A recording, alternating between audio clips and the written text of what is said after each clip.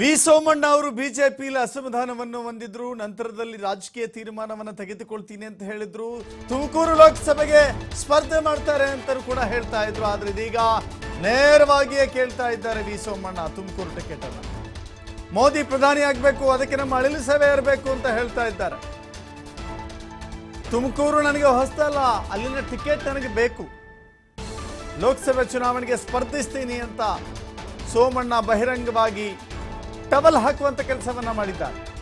ನಾನು ಗೆದ್ದಾಗಲೂ ಸುಮ್ಮನೆ ಕೂತಿಲ್ಲ, ಇದು ನನ್ನ ಕೆಲಸ, ನನ್ನನ್ನು ಗುರುತಿಸಿ ಟಿಕೆಟ್ ಕೊಟ್ರೆ ಜನರ ಬಳಿ ಹೋಗ್ತೀನಿ, ನನಗೆ ಬೆಂಗಳೂರು ಹೇಗೋ ತುಮಕೂರು ಹಾಗೆ ಅಂತ ಹೇಳಿ ಸೋಮಣ್ಣ ಹೇಳಿದ್ದಾರೆ.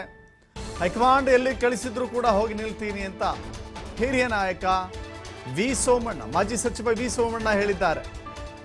ವಿ ಸೋಮಣ್ಣ ಅವರಿಗೆ ವಿಧಾನಸಭೆಯಲ್ಲಿ ಗೋವಿಂದರಾಜನಗರವನ್ನು ತಪ್ಪಿಸಿ ಚಾಮರಾಜನಗರ ವರುಣಾ ಕ್ಷೇತ್ರವನ್ನು ನೀಡಲಾಯಿತು. ಇದೀಗ ಬಹಿರಂಗವಾಗಿ ಬಿಜೆಪಿಯ ರಾಜ್ಯಾಧ್ಯಕ್ಷ ಸ್ಥಾನವನ್ನು ಕೇಳಿದ್ರು, ಅದು ಕೂಡ ಸಿಕ್ಕಿರಲಿಲ್ಲ. ಇದೀಗ ಅಟ್ಲೀಸ್ಟ್ ತುಮಕೂರು ಲೋಕಸಭೆ ಟಿಕೆಟ್ ಆದರೂ ಕೊಡಿ ಅಂತ ಓಪನ್ ಆಗಿ ಡಿಮಾಂಡ್ ಇಡ್ತಾ ಇದ್ದಾರೆ ಸೋಮಣ್ಣ. 365 ದಿನ ಎಲೆಕ್ಷನ್ ಮಾಡೋದು.